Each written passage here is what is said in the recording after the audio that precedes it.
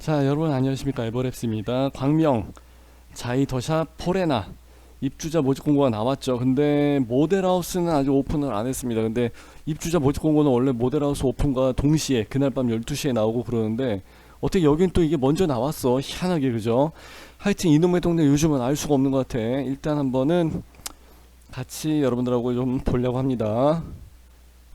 자, 여기 뭐 코로나 관련돼서 얘기가 나오고 있는데 이거는 3년 전서부터 똑같이 나왔던 거니까 요건 그냥 넘어가도 될 것 같아요. 그리고 쭉 어디 보자. 일단 지네들 면피하는 얘기가 있죠. 법적인 효력이 없으므로 일단 참고만 활용하세요. 그러니까 이제 거의 현장 가서 상담을 할 때, 왜냐면 또 사람들이 하는 일이다 보니까 좀 그럴 수는 있어요. 이해 좀 부탁드리고요. 저도 마찬가지예요. 저도 하다 보면 순간적으로 헷갈릴 때도 있고 하다 보니까 좀 그런 경우가 원래 있으면 그런 경우가 있으면 안 되는데, 예, 저도 사람이다 보니까 이제 그럴 때가 있고. 자, 부적격 여기에 대해서는 먼저 유의하라고 해서 나와 있습니다. 여기서 근데 그렇게 부적격이 될 건 없는데 그럼에도 불구하고 기상천외한 청약을 하신 분들이 가끔 계십니다. 자, 한 세대 특공에서, 특공 일반 공급 말고 특공에서는 한 세대당 하나만 청약을 진행을 하셔야 된다고 합니다. 그리고 생초, 요게 요즘 인기죠. 생초. 근데 이제 추첨제로 해서 들어갈 때 60제곱 이하 해서 이제 가야지만이 청약이 가능하다고 합니다. 그러니까 60제곱 초과는 청약을 하지 마시라. 예, 거기엔 청약이 안 된다 그러면 아예 거기서 청약을 누를 수 없게끔 만들어 놓으면 되지. IT 강국이 그걸 하나 못 해갖고 이걸 이렇게 해서 만들어 놨어. 이거를 저니까 지금 이거 쳐다보고 앉아있지. 일반 사람들이나 부동산도 마찬가지고 전문가도 이거 다 원래 안 봐요. 이걸 누가 다운을 받아서 이렇게 보고 앉았겠습니까? 그죠? 예. 그리고 1순위 가점제로 할 때는 무주택 기간 현재 당연히 이건 이제 무주택을 유지를 하고 있어야 되는 상황이고, 요거 많이 헷갈립니다. 만 30세가 되는 날서부터 무주택이에요. 가끔씩 만 19세 여기서부터 계산을 하신 분들이 계시는데 제 친구도 이제 그렇게 했었죠. 그죠? 어쩐지 점수가 좀 많이 나왔더라. 그래서 부적격 맞았다고 하더라고요. 근데 그 전에 먼저 결혼을 하셔갖고, 예, 정식으로 혼인신고가 들어가신 분들은 괜찮아. 근데 둘이 동거하면서 손 붙잡고 잔다고 해서 이렇게 해서 혼인한 건 그거는 안 돼. 예. 자, 그때서부터는 무주택으로 해서 30세가 되기 전이긴 해도 인정을 해준다고 합니다. 예, 그건 잘 활용을 하시기를 바라고요. 자, 가점제로 해서 청약할 시. 근데 이게 말이 헷갈리는 거야. 가점제로 청약을 할 시 그러면은 청약하다 보니까 가점제라고 해서 따로 없었는데 선택하는 게 맞아요. 선택하는 거 따로 없어. 근데 지들끼리 그 전산 돌리면서 먼저 가점제로 해서 우선 먼저 하고 거기서 이제 낙첨된 사람을 다시 한번 추첨으로 해서 돌리는 방식이라 그러는데, 이렇게 되면 사람들이 되게 심란해하지, 헷갈리지. 자, 어쨌든 가점제로 가점제로 청약을 할 때 자, 어쨌든 가점제로 청약을 할 때 부양가족 산정은 청약자 본인을 제외해야 하나, 본인을 부양가족, 이건 문제야. 왜? 본인을 빼고서 한 사람당 5점씩 계산을 하는데 여기서 기본 점수 5점을 추가를 해줘. 그러다 보니까 헷갈린 거야. 그래서 4인 가족이면은 5, 4, 20, 그냥 20점이 맞아요. 기본 점수 5점을 주고서 본인 빼고서 한 사람당 5점을 주니까 이렇게 해서 만들어 놓으니까 이걸 헷갈리지 이게. 아이고. 자, 그리고 이제 직계 존속, 배우자의 직계 존속, 그러니까 이제 와이프의 직계 존속까지. 그게 원래 내 새끼나 그 새끼나 다 마찬가지인데 이혼하신 분들끼리 합쳐지는 경우가 있기 때문에 이제 이게 바뀐 거예요. 이제 이거 바뀐 지는 좀 오래됐어. 그래갖고 이제 뭐 사위도 바꾸고 뭐 장모도 다 포함해주고 이런 식으로 해서 다 바뀌긴 했는데 어찌 됐든지 간에, 예, 근데 이제 등본상의 등재는 되어 있어야 됩니다. 예. 배우자도 세대주이어야 하고, 이건 조금 애매모호하다. 예. 계속해서 3년 이상 계속이 중요합니다. 중간에 했다 끊어지면 안 돼. 3년 이상 계속, 예. 배우자와 같은 세대별로 해서 그 등본에 같이 들어가져 있어야 됩니다. 그래서 이거를 가지고 많이 하는데 부적격을 걸러내기 위해서 계약을 하기 전에 일단 사전 서류 심사를 먼저 진행을 하고 그러는 건데 여기서 문제가 좀 많이 생기기는 해. 예. 자, 23년도 4월 1일 날 새로운 규칙이 적용이 됩니다. 얼마 전이었었죠? 아직 한 달이 안 됐고. 자, 이거 되게 중요합니다. 23년도 4월 24일 이 날짜가 기준이에요. 그래갖고 공고문이 나간 날짜가 무조건 기준이야. 그래서 무주택 선정 기간 해당 주거지에서 얼마나 오래 살았는지, 뭐 만나이, 뭐 하여튼 이런 거 다 따지는 게 무조건 모델하우스 오픈일이 아니라 모집 공고일 기준입니다. 이거 진짜 중요해요. 자, 여기 광명시는 서울 아니에요. 여기 광명입니다. 근데 서울 같기는 해. 그런 건 좀 있어요. 자, 비투기 과열지구, 그러니까 비투가지구라고 그러죠. 그리고 비청가지역. 그러니까 투가도 아니고 청가도 아니고 다 빠지는 거야. 그죠? 여기 서울 아니니까. 자, 그래서 1주택 이상 소유하신 세대에도 다주택이신 분도 1순위로 다 같이 해서 들어갈 수 있습니다. 이거는 좋은 점이고, 그러다 보니까 이제 옛날에 대한 그 청약 경쟁률에서 나왔던 거랑 지금의 청약 경쟁률은 좀 달라요. 옛날에는 세대주만 늘 수 있었지. 근데 여기는 1주택 이상, 그리고 여기에 세대에 속한 분도, 그러니까 세대주뿐만이 아니라 세대주도 가능하다는 얘기죠. 자, 그리고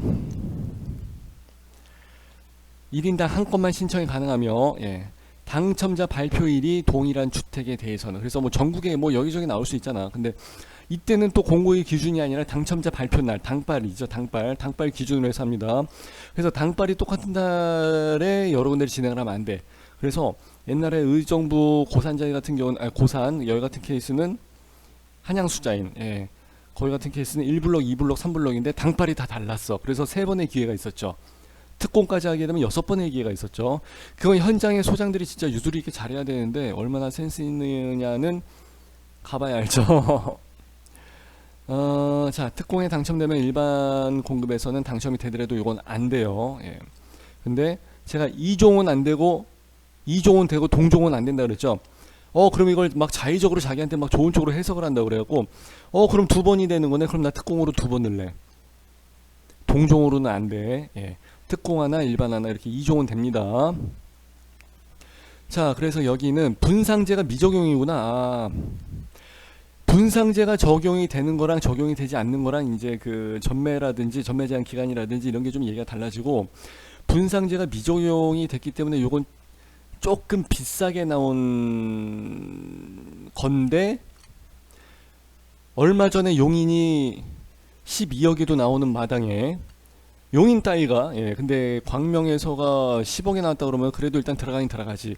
저는 이걸 가지고 지난 편에 방송을 했을 때는 그래도 한 8자가 찍히지 않을까 했는데, 뭐 9자는 찍히겠지만 혹시 내심 기대를 하고 있었던 부분도 없잖아 있었거든요, 솔직히. 근데 분상제 미적용이고 그러다 보니까 이제 또 공공도 아니고 민영이고 하면서 금액은 10억 이짝 저짝으로 해서 얘기가 됐습니다. 이제 좀 내려가서 발코니랑 옵션에 대한 비용도 같이 한번 확인을 해봐야 돼. 그거 중요합니다. 분양가, 발코니, 옵션 이 세 가지 분양가 관련된 내용, 그리고 중도금 이자가 후불제냐 아니냐, 이거 좀 같이 보시는 게 중요합니다. 재당첨 제한을 받지 않기 때문에 기존에 해서 청약에 당첨이 되신 분들도 다 가능하다고 합니다. 물론 청약 통장은 한번 쓰면 안 되지. 이건 다시 한번 새로 만들어야지. 은행 가면 다 알아서 해줍니다. 얘기하면. 자, 당첨자로 선정이 되게 되면은 앞으로 5년 동안 투가지구 그리고 청과지역에서는 1순위는 안 돼. 이거 전에 상담했던 사람 이거 가지고 계속 얘기하는데 내가 그 사람 안 된다 했는데 이 사람 뭐 계속 된다고 하니까 알아서 하겠지. 그죠? 자, 만 19세 이상 거주하신 분, 광명에 계속 거주를 하시고 계시거나, 등본 기준이지 이거 주소 안 옮기면 안 되는 거예요. 외국 국적의 동포 외국인 포함 다 청약이 가능하다고 합니다. 근데 방해지역이라고 해서 일단은 광명시 사는 사람이 일단 우선입니다. 우선. 요거 내용 중요합니다. 당연히 방해지역이 우선이지. 그래서 이거를 2년 이상으로 주느냐, 뭐 1년 이상이냐, 뭐 이렇게 하는 거는 뭐 시도구청장 마음인데, 광명에서 일단 2년 이상 거주로 하게 됐으면은 뭐 최대한 빡빡하게 가겠다. 그 얘기죠. 해외는 옛날에 이제 코로나 때문에 해외 못 나갔을 때 요거는 제가 강의하면서 넘겨버렸었거든요. 근데 지금은 다시 막 풀리고 하니까. 근데 90일 이상 초과해서 나가신 분들이 거의 사업하신 분들 말고는 안 계십니다. 저도 옛날에 무역을 할 때는 뭐 진짜 막 구정 신정 막 거기서 다 보내기도 하고 그랬었는데, 90일 이상 초과하시는 경우는 그렇게 흔치는 않으니까 이건 일반적이지 않으니까 그냥 넘어가도 될 것 같아요. 자, 무주택 세대 구성원의 정의, 이거 정말 중요합니다. 이거 시험 문제 많이 나오죠. 신청자의 배우자, 그리고 직계 존속, 그리고 배우자의 직계 존속까지 포함을 해갖고, 자, 장인 장모가 여기 같이 들어갑니다. 이런 분들까지도 해서 일단은 무주택 세대 구성원으로 다 무주택이 다 되어 있어야 돼. 무주택이라 하면은 이분들까지도. 예. 그리고 직계비 속에 배우자 포함해서 이제 아들, 딸, 사위, 며느리도 예, 손자, 손녀까지도 해서 예, 이야기를 한다고 합니다. 무주택이 좀 빡세지, 그죠? 그러니까 참 우리 그 분양권반에 계시는 한 분이 계시는데 그분 같은 경우는 엄마 아빠 모시고 살면서 본인도 결혼해서 사시는데 동생이 같이 있어. 근데 동생이 주택이 있어. 그러면 이분은 빨리 다른 데로 해서 주소 이전을 해서 나가라고 해야 됩니다. 아니 실질적으로 안 나가서 같이 사는 건 괜찮아. 근데 서류상으로 나가야 돼. 예. 막 집에 찾아오고 그러지는 않고 뭐 공무원이 그거 다 확인하고 그러지는 않으니까 괜찮은데. 예. 자, 하여튼 그래서 세대 전원이 주택을 소유하고 있지 않아야 됩니다. 자, 그리고 이제 여기서 분양권도 같이 포함이 된다고 하니까. 예. 그리고 직계 존속이나 직계 존속의 배우자는 가점제 항목으로 봤을 때 부양가족으로 보지 않습니다. 그래서 주택이 있다 그러면 그 사람은 가족수 한 두당 5점으로 했었는데 여기에 해당이 되지 않습니다. 예, 요거 잘 확인하셔야 될 것 같습니다. 이제 여기서 이제 걸리는 거예요. 여기서. 자, 현재 60세 이상 이렇게 되신 분들이 이제 우리 나이 때는 제가 이제 내일 모레 50이 들어가니까 60세 이상 잘하면 나도 이제 내일 모레 60이 되네. 하여튼 그 분들이 집을 가지고 있는 경우는 자, 분양권을 포함해서 갖고 있게 되면 입주권도 마찬가지고 무주택으로 인정이 됩니다.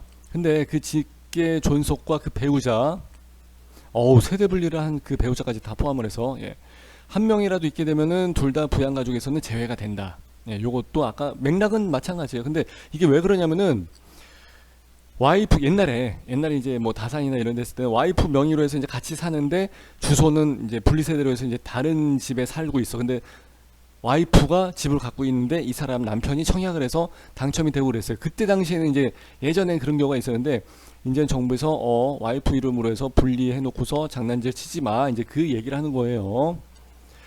자, 요거에 대해서는 요거는 이제 각 기관에서 알아서 다 해줍니다. 특히 이제 기관 추천, 뭐 장애, 유공자 이런 데서 다 이 사람들은 당빨이 당첨자가 될 수 있는지 없는지까지도 다 그 순서가 있는 것까지도 다 확인해 주기 때문에 요번에 넣으면 당첨이 됩니다까지 다 나와요. 그래서 이런 분들은 각 기관에서 알아서 해주시는 거고 노부모 부양은 그렇게 많지가 않고 예, 여기서 이제 미달이 나는 경우가 있죠. 그래서 여기다가 넣으시는 분들도 계세요. 전략적인 선택을 좀 하는 거죠. 광명이라면 그렇게 선택을 할 필요가 있지. 생초 요거 좀 복잡합니다. 생초하고 신혼부부에서 소득에 따라서 이제 그게 좀 걸립니다. 그래서 이제 여기 소득 자산 기준에서 적용되기 때문에 이게 상당히 중요합니다. 이제 나중에 설명을 할 거예요. 자, 1순위 기간이 옛날에는 24개월이었는데 이제 요게 청약에 대한 그게 완화가 되면서 12개월로 바뀌었습니다. 그래서 정부에서는 항상 세금으로 조절을 하고 조건 이런 규제로 해서 조절을 한다고 했죠. 수요와 공급에 대해서. 근데 24개월이 12개월로 이제 완화가 된 거 확인하시면 될 것 같고요. 그러면 1순위가 많아졌지. 그럼 경쟁률은 올라가겠지. 그죠? 자, 특공민 여기 동호수 배정은 한국부동산원에서 실시합니다. 근데 여기 같은 케이스는 이제 랜덤으로 해서 뺑뺑이 돌아간다는 얘기인데 지방의 아파트 엊그제 있었던 일이죠. 거기는 피가 지금 100에서 500밖에 안 떠. 거기다가 청약 통장을 넣을 것 같았으면 그냥 100이나 500만원 주고서 내가 원하는 동호수를 사는 게 낫지. 거기는 전매 제한이 없었는데, 그죠? 그러니까 이런 거 상담을 잘 해줘야 됩니다. 애꿎은 청약 통장만 날릴 필요가 있나? 분양가가 4억인데 그럼 차라리 거기서 500만원 400만원 쓴다고 해봤자 분양가 1%밖에 안 되는 금액인데 그렇게 해서 들어가는 게 훨씬 나았지. 25년 장기복무 이거는 이제 군인 분들인데 알아서 다 하십니다. 예, 그 기관에서 최하층 우선 배정은 선택을 안 하죠. 예, 이런 건 그냥 넘어가도 될 것 같고. 자, 그리고 특공에 대해서는 규정이 좀 빡빡하니까 세대 내에서 2명 이상이 신청하지 말라는 얘기 아까도 나왔었습니다. 근데 이게 거의 다 이게 한 50페이지 60페이지 되는데 다 돌고 도는 내용이에요. 그리고 제가 이걸 이제 사인펜으로 해서 다 체크를 해드리긴 하는데 빨간 펜으로 해서 근데 여기서는 지금 이제 방송으로 해서 들어가다 보니까 그렇게까지는 안 돼 있고 가점으로 해서 당첨되신 분들 있죠. 추첨 말고 추첨제가 뭐 60% 그리고 이제 8호제곱 이상 가게 되면은 뭐 100% 해서 나가게 될 텐데 아마 여기도 아마 그렇게 될 것 같은데 근데 가점으로 해서 당첨되신 분들이니까 84제곱에서 추첨 말고 가점으로 되신 분들 가점 여기 한 70점 이상은 돼야 될 것 같은데 그런 분들은 앞으로 2년간 당첨제, 아니 저기 가점제에서 당첨이 제한이 된다는 거 참고하시면 되는데, 그럴 필요가 전혀 없죠. 여기서 당첨이 됐으면 그냥 이거 하나로 대박 나고 그냥 끝나는 거지, 뭐 2년 후에. 근데 이제 다시 통장을 만들었을 때 12개월 후서부터는 다시 1순위가 가능하긴 하는데, 예. 이제 그게 이제 조금 달라지긴 달라질 거예요. 자, 세대 원도 2년 동안은 가점제에 의한 재당첨이 안 된다고 합니다. 2017년 10월 18일 이후에, 예, 민영주택 공영 뭐 공공 말고, 예. 그리고 또 뭐가 있나 한번 볼게요. 이걸 제가 미리 빨간펜으로 체크해 놓고서 지금 그렇게 같이 보는 게 아니라 그냥 보는 거다 보니까, 이거는 우리랑은 별로 상관이 없어요. 이건 지금 B2가고 B청가기 때문에 상관은 없는데, 요거는 좀 한번 상식적으로 알아두시는 게 좋을 겁니다. 왜냐면은 추첨제라고 해서 1주택자 분들도 추첨을 많이 생각하고 들어가시는데, 사실상 그 중에 75%에 해당되는 물량은 무주택이신 분들한테 우선 먼저 배정을 하고, 그럼에도 불구하고 떨어지신 무주택과 1주택, 다주택이신 분들이 나머지 물량 25%를 가지고 진행을 하는 겁니다. 그래서 유주택이신 분들은 사실상 여기에서 추첨을 넣어도 사실상 당첨은 잘 안 됩니다. 예, 일부러 그렇게 만들어 놓은 거예요. 그 점 참고하시면 될 것 같고, 전략을 좀 이제 바꾸셔야 되죠. 그러니까. 자, 그리고 이제 또 뭐가 있을까? 전매 제한 기간, 여기는 1년이 들어갑니다. 1년이. 분상제가 여기가 미적용이지. 그럼에도 불구하고 여기 1년 일단 들어갑니다. 본 아파트의 전매 제한 기간은 다음과 같습니다. 여기가 B2가고 B청가이긴 한데, 수도권 과밀 억제 권역에서 이제 제공을 하는 거라서 그렇습니다. 이제 분상제가 미적용까지도 되기는 하는데, 그래서 요것 때문에 그래요. 수도권 과밀 억제 권역, 요것 때문에 1년간 전매 제한이 들어갑니다. 그리고 여기는 해당이 없고, 위장 전입 우리는 해당이 없고, 그리고 주택 소유 여부 확인 및 판정 기준에서 이제 뭐냐면은 공부상, 그러니까 이제 뭐 등본이라든지 여러 그 관련된 서류들이 많이 있습니다. 거기서 표시된 용도를 기준으로 한다고 하니까, 화면 조금만 내릴게요. 저도 이제 자세가 점점 막 이렇게 막 의자 밑으로 막 내려가기 시작합니다. 분양권하고 이제 입주권도 같이 들어간다고 합니다. 이거 문정부 때 들어갔던 건데 요번 정부 때 아직 풀리지 않은 내용이에요. 자, 공유 지분을 가지고 있는 경우도 전원이 다 주택 소유자로 인정이 된다고 합니다.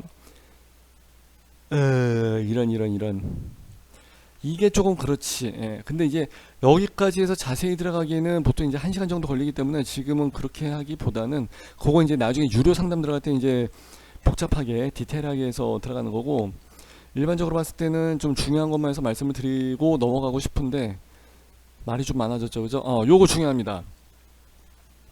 부적격이 일단 무조건 나와.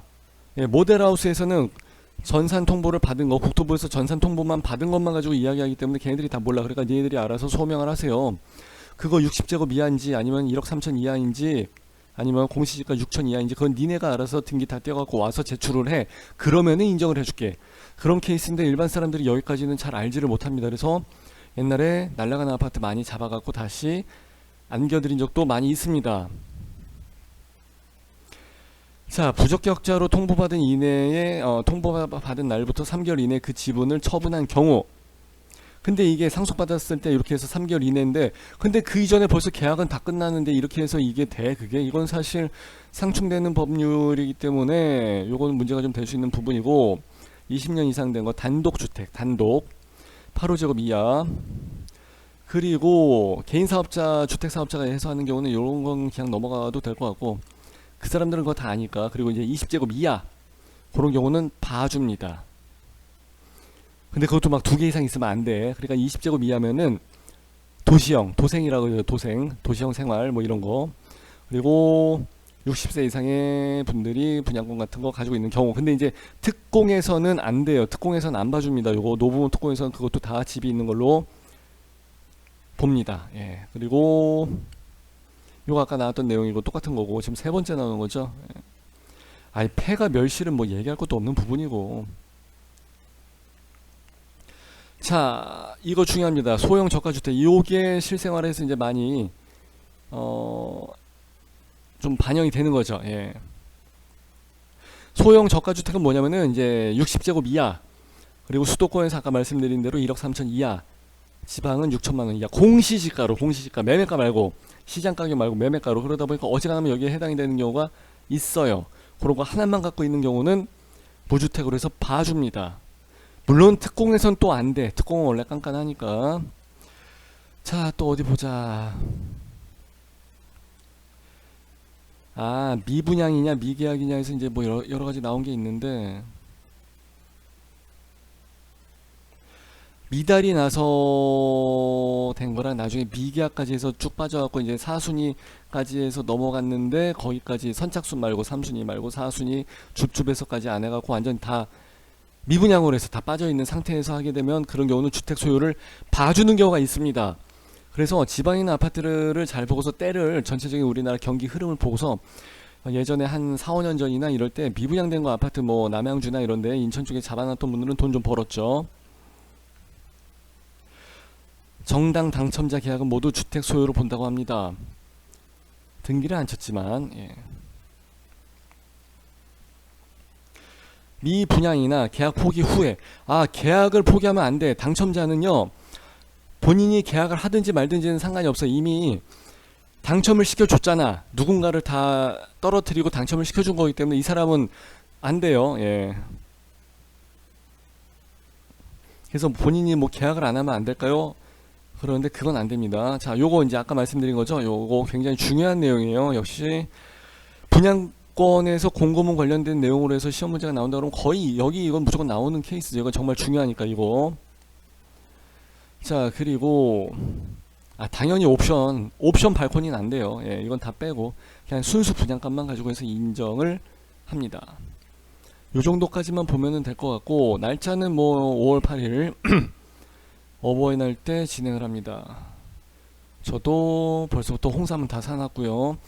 홍삼이 그냥 최고야. 예, 다른 건 다 필요 없어. 예, 아니면 현금. 예. 자, 38층까지 올라가는구나. 3개 단지. 아, 3개 단지. 단지가 3개가 분리가 돼 있으면 한 번에 다 3,800개의 세대가 다, 3,500개의 세대가 다 동일하게 한 개의 관리비로 해서 부과가 될 수도 있지만 아닐 수도 있어요. 단지별로 해서 따로 나가게 되는 케이스도 있어. 그럼 저 위에 그 조그만 블록에서는 관리비가 상대적으로 비싸게 될 수밖에 없죠. 이거는 모델하우스에서도 정확하게 이야기를 안 해줄 겁니다. 자, 3949. 서울이니까 3949가 있지. 지방 같으면 3949 없어요. 우리 갔다 왔죠. 어제 갔다 오신 분들은 다 아실 겁니다. 지방은 뭐 5984도 여차하면 59도 없어. 예, 7484서부터 시작을 하죠.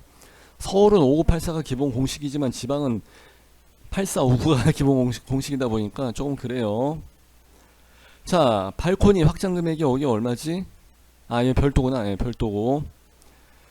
일단은 3949를 가지고 해서 이야기한다기 보다는 84를 가지고 해서 기준으로 해서 이야기하는데, 9억 8천 1층은 뭐 제외로 하고, 층수 26층에서 30층까지 중간은 다 빼먹었다는 얘기지. 조합원분으로 해서 다 나갔다는 얘기고, 또 31층 이상은 10억. 생각보다는 비싸게 나왔지만은 용인에 비하면 싸게 나온 겁니다. 용인이 2억 더 비싸니까. 허그에서 이렇게 해서 다 분양을 받았다고 하니까 안전해요, 그 얘기고. 뭐 이런 건 뭐 짜자는 거니까 뭐 볼 필요까지는 없고요. 어디 보자. 대충 보고 있는데, 중간에 편집을 해야 되긴 해야 될 것 같고, 중간에 이제 하는 게 길어지게 되면은, 자, 중도금 대출에 대해서는 중도금 대출 그 알선을 해드린다기보다는 이제 그냥 뭐 편의를 위해서 이제 해줄 거니까 그 은행을 이용을 해서 진행을 해라. 안 그럼 네가 그냥 다 잔압을 하든지. 예. 근데 잔압을 하는 사람은 없어요. 어지간하면 은행 강도 빼고는 다 된다 그랬었죠. 왜냐면은 단체로 하는 거니까. 집단 대출, 그리고 이 집을 담보로 해서 진행을 하는 거니까. 역시 마찬가지로 등기가 나온 건 아니지만은 지금 짓고 있고 허그에서 다 보증을 하는 거니까 그걸 가지고 해서 이제 다 담보로 해서 하는 거기 때문에 다 해줍니다. 근데 가끔씩 국가 유공자 해갖고 그분들 지금 90세가 넘었는데 6.25 뛰신 분들은 그분들은 이제 연금만 있고 그래도 또 되는 경우가 있습니다. 예. 자, 사업 주체가 중도금 무이자. 이거 중요하지. 그리고 이자 후불제는 3구는 아니야. 이자 후불제는 4구, 74, 84, 112. 3구는 중도금이 무이자야? 그래? 그건 또 몰랐네. 3구는 그래도 어떻게 또 빼줬네. 요즘 중도금 이자 후불제지 이렇게 중도금 무이자로 해주는 케이스가 그렇게 많지가 않습니다. 전평형이 중도금 무이자였으면은 카탈로그랑 홈페이지에 대문짝만하게 나왔겠지. 자, 그리고 또 봅시다.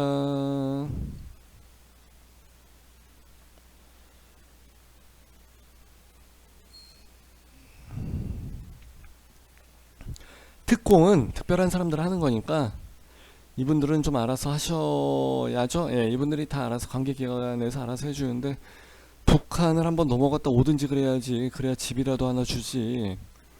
이거는 그때그때마다 아파트마다 요렇게 해주는 데가 있고 안 해주는 데가 있고 다 달라요. 각 기관에서 따로따로 하는 거라 다 다릅니다. 다자녀도 일단 경기도 50% 주는구나. 서울 경기는 아니 서울 인천은 50% 주고. 오케이. 자, 신혼부부 특공하고 생애 최초 특공하고 이제 물량을 좀 봐야 되는데 비슷하게 나오긴 했습니다. 그 물량 앞에 장사가 없다고 조금이라도 물량이 많은 쪽으로 해서 가시는 게 유리하죠. 그런데 자, 여기에 50%를 전년도 도시근로자 소득 기준에 따라서 이제 요거는 100%로 해서 가는 거고 신혼부부 특공에서는 그리고 맞벌이에 따라서 또 얘기가 달라집니다. 그리고 여기 이제 생초 나와 있죠. 그러니까 여기 내용 두 가지가 굉장히 중요한 거예요. 얘는 100%가 아니라 얘는 130%로 한다고 저기 생초는. 그리고 여기는 140%까지 그리고 여기는 160%까지 해서 소득에 대한 기준은 생초가 좀 더 완화가 되어 있긴 합니다. 그래서 자기한테 유리한 쪽으로 잘 맞춰갖고 물량이랑 비교해서 청약을 넣으시는 게 좋아요. 특별공급 무주택에 대한 요건 요건 넘어갑시다. 예, 자꾸 특공에 대해서 언급을 하고 있는데 자, 요거는 일반적인 특공을 얘기하는 겁니다. 내가 이거 일반이란 단어를 좀 안 썼으면 좋겠다고 그렇게 얘기하는데 당연히 내 말을 들어줄 리가 없고 일반이라고 하니까 일반 청약이랑 헷갈리잖아 이게. 신혼부부 특공 정도는 한번 읽어보시는 게 좋을 것 같습니다. 자산에 대한 기준이 있기 때문인데 여기가 3억 1,500, 3억 1,060만 원인가 그랬었지 아마 옛날에. 자산에 대한 기준이 있을 텐데 여기 있구나.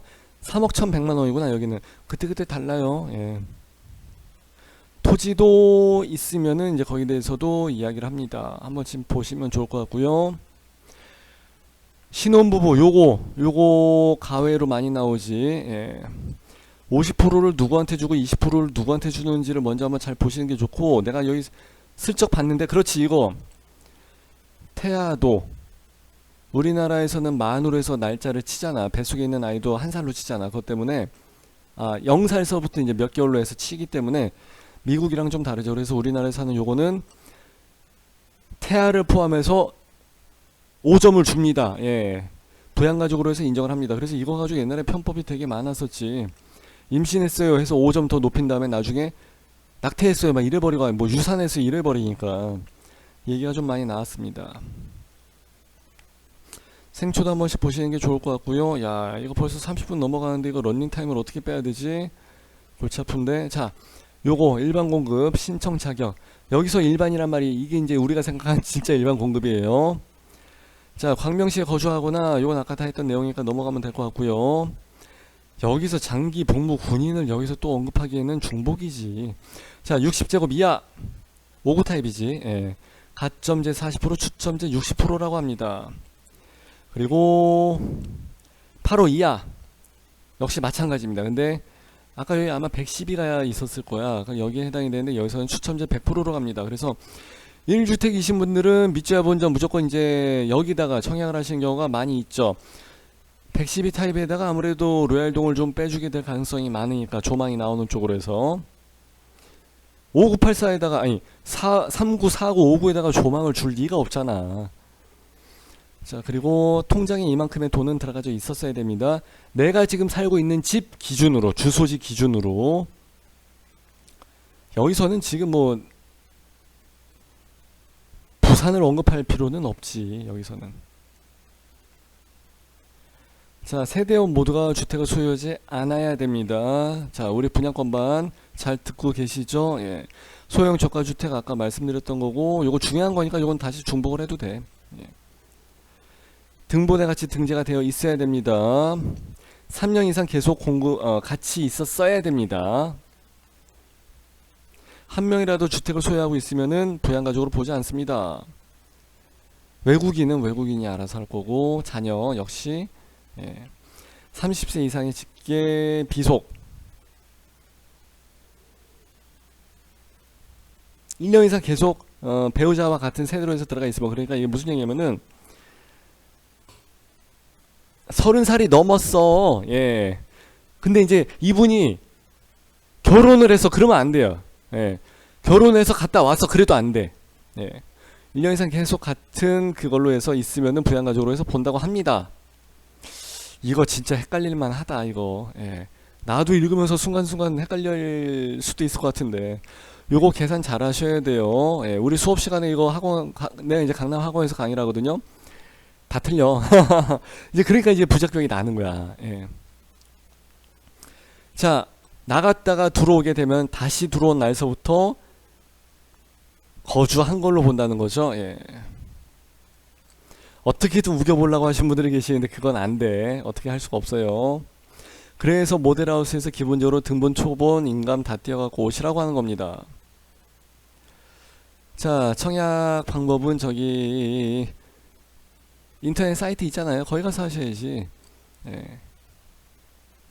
그 인터넷 사이트 나도 깔려져 있고 맨날 들어가지만 가끔씩 청약홈 그렇게 생각이 안 나. 아이고, 큰일이다. 얼마 안 남았나 보다 진짜. 예. 5시 반까지예요. 근데 5시 반 돼갖고 하지 마세요. 그때 가서 갑자기 막 은근히 막 안 돼. 은근히 시간 들어가. 그죠? 자, 당발은 5월 16일 0시에 나온다고 합니다. 0시. 그러니까 5월 15일 밤 스승의 날 보내고 난 다음에 그날 밤에 들어가서 보면은 짠 해서 들어갔는데, 당첨 그러면 좋은 거고, 낙첨 그러면은 뭐 소주 한잔 하고 자야지 뭐. 이거는 입주자 선정에 대해서는 그렇게 볼 필요는 없고요. 여기는 무조건 다 1순위 완판이지. 예. 자, 경쟁이 있을 경우 당연히 경쟁이 있지. 경쟁률 많이 나올 텐데, 경기도 광명시에 2년 이상 거주하고 있는 분이 우선이지. 당해지역 우선. 가점제 60% 이거 아까 했던 거고, 예. 추첨제 중에서도 역시 무주택이 우선으로 해서 한다고 제가 말씀을 드렸던 부분이고, 내용이 다 똑같아. 계속 중복이야. 예. 이거 당첨자에 대한 그 입주 대상자, 예. 당첨자라고 안 하고 입주 대상자라고 표현을 했는데 여긴 좀 특이하다. 예. 하여튼 뭐 똑같은 얘기인데, 그거는 모델하우스에서 알아서 다 서류 안내를 해줄 겁니다. 그리고 당첨이 되고 난 다음에 봐도 되니까 이건 그냥 넘어갑니다. 하여튼 두꺼운 서류 참 더럽게도 많아. 일반 공급은 뭐 다 똑같은 내용이고. 계약 체결은 27일이구나. 예. 당첨이 되고 났는데도 불구하고 확인을 안 해갖고 27일, 29일까지 해서 다 넘어가신 분들 여럿 봤습니다. 여럿. 그것도 특고인데도 불구하고 여럿 봤어. 그때 막 피가 1억 5천 뜨고 했을 그 시절에 진짜 여럿 봤어. 그런 경우가 생기더라고요. 예. 뭐 수입인지 7만 5천 원 이런 건 그냥 넘어가도 되고.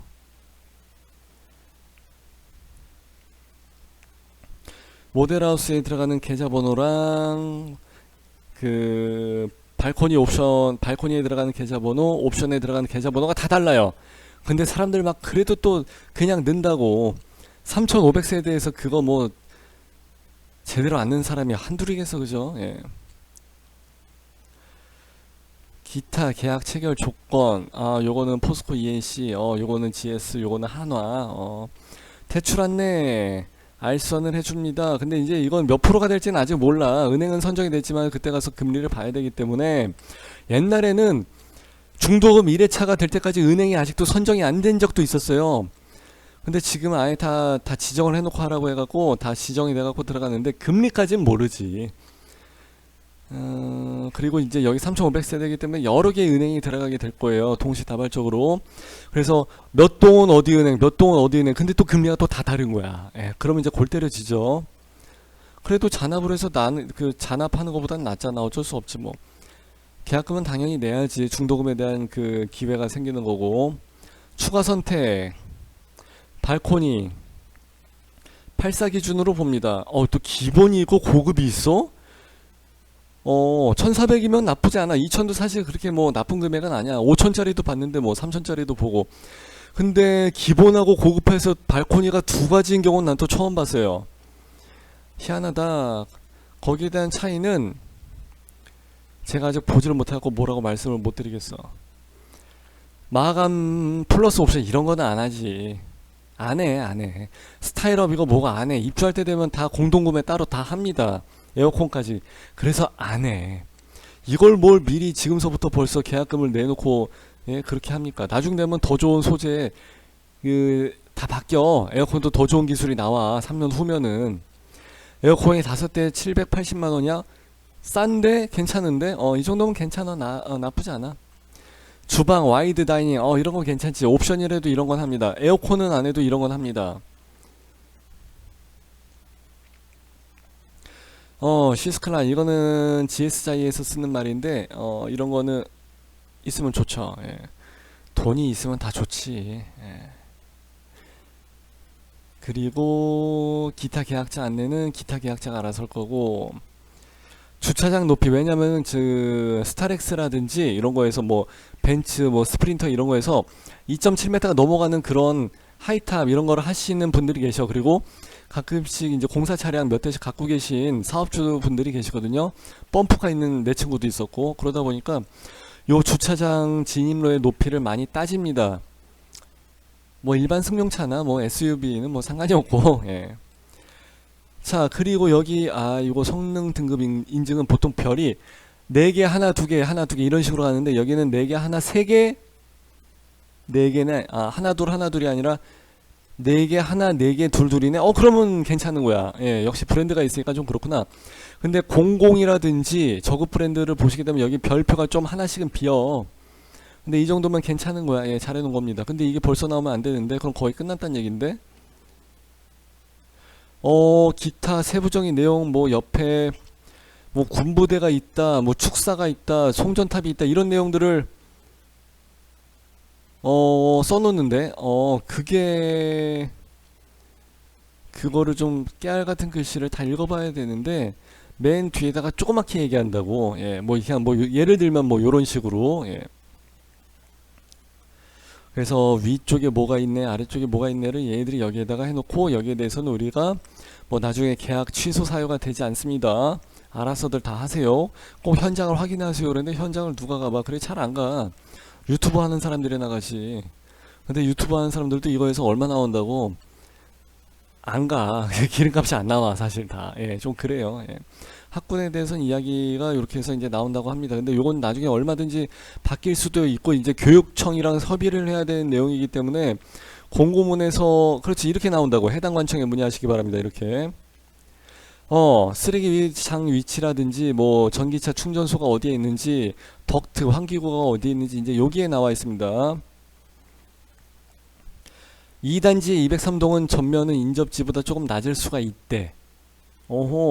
그래서 옹벽이 들어간다 그러면 골 때려지지. 단차가 있고 그러면 골 때려지거든요.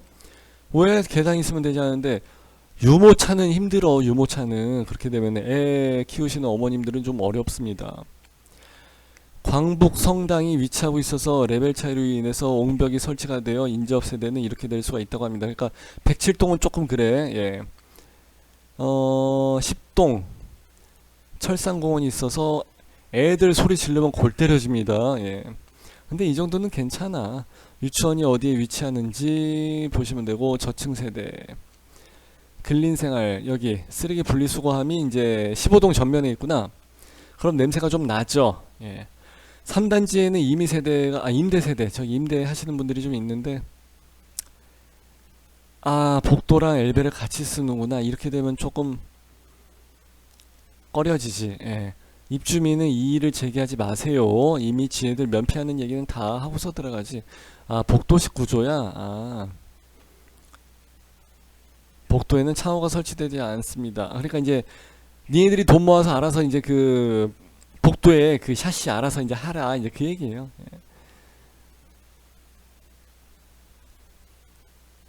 뭐 이런 내용들이 있는데 설마 여기 뭐 주변에 군부대가 있겠어? 그거는 이제 지방의 신도시라든지 뭐 지방에 있는 아파트 이제 그런 경우 축사도 이제 돈사가 있고 우사가 있습니다. 그리고 이제 양계장이 있고 그러면 이제 죽어나는 거지. 그걸 가지고 우리 수강생분들끼리 돈사 냄새가 더 심하다, 우사 냄새가 더 심하다 그러는데 그걸 뭘 따지고 있어. 일단 뭐라도 들어가면 아휴 쪽박나 좀 골 때려지는 거지 진짜. 예. 공용시설에 대해서 여러 가지 내용들이 있는데 이거는 뭐 그렇게 해서 뭐 중요한 내용은 아닐 것 같고요. 나중에 또 관리단이 구성이 되면 또 거기서 알아서 진행을 할 거예요. 주차장은 좀 보시는 게 좋습니다. 그래서 여기가 1.3이 나오는지 1.2가 나오는지 세대당 1.5가 나오는지 이런 걸 좀 보시면 되고 1단지에 3개, 10개, 2단지에 2개, 6개, 3단지에 왜 이거밖에 안 해줘? 아니 엊그제 청주 같은 경우는 거기 20개, 40개가 들어가는데 여긴 3,500세대가 왜 이거밖에 안 돼? 잠깐만 뭐 잘못됐나? 뭐가 더 봐야 되나? 잠깐만 이거 뭐 이상하다. 이거 너무 조금이다 이거. 이게 다야? 이건 아니지. 한 단지에 보통 2, 30개씩 들어가는데 내가 자안동에 그 오래된 20년 된 아파트 살았거든요. 100개 단지야. 거기에 충전기가 16개가 있는데 무슨 소리야. 아이고 꽤나 많이 준다. 아이고.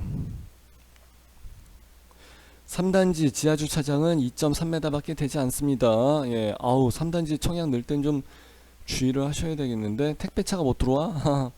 근생, 평면 천장의 높이는 2.3m야? 아 2.3m면 너무 낮은데.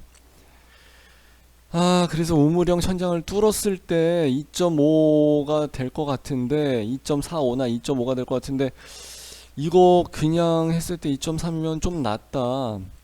이거는 실생활에서 차지하는 비중이 상당히 큽니다. 아 좀 아쉽다. 창호는 뭐 얘기할 거 없고 붙박이 가구도 뭐 얘기할 건 없고요.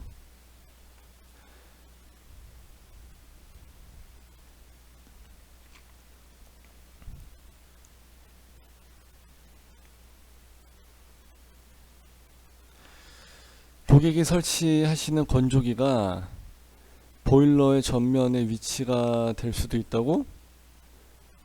야, 이씨, 이렇게 되면 이걸 집이라고 만들어놨냐, 이거를. 그럼 보일러 고장 나면은 건조기를 빼내라고? 그걸 누가, 아휴, 빅3가 다 여기 머리를 맞대고 설계를 했지만 그게 안 되는구나.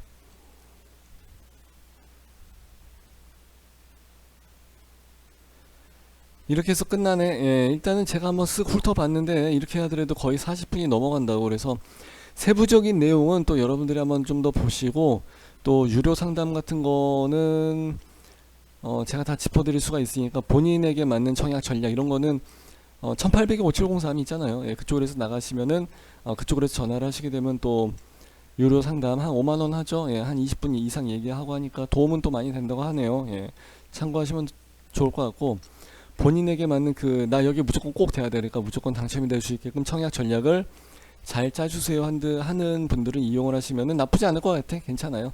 자 이렇게 해서 마무리하는 걸로 하고요. 구독과 좋아요 알람 잘 좀 부탁드리게요. 감사합니다. 빠이빠이.